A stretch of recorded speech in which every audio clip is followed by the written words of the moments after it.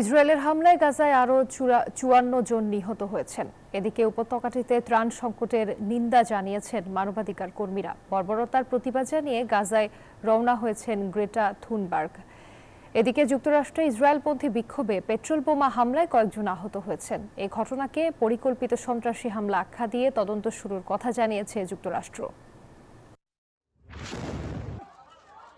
গাজায় অব্যাহত রয়েছে ইসরায়েলের বর্বর হামলা। রোববার নতুন করে কয়েকটি স্থানে একযোগে হামলা চালায় দেশটির সেনারা। এতে বাড়ছে হতাহতের সংখ্যা।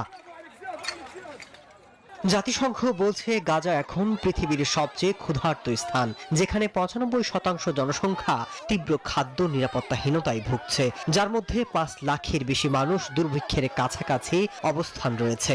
এরই মধ্যে সব স্থানেও টার্গেট করে হামলা চালাচ্ছে ইসরায়েলি বাহিনী।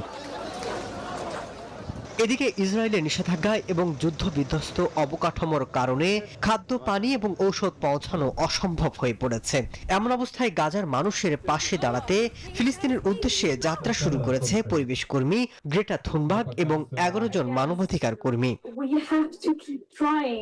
এদিকে যুক্তরাষ্ট্রের কলোরাডো অঙ্গরাজ্যে একদল বিক্ষোভকারীর উপর পেট্রোল বোমা নিক্ষেপের ঘটনায় ৬ জন আহত হয়েছেন।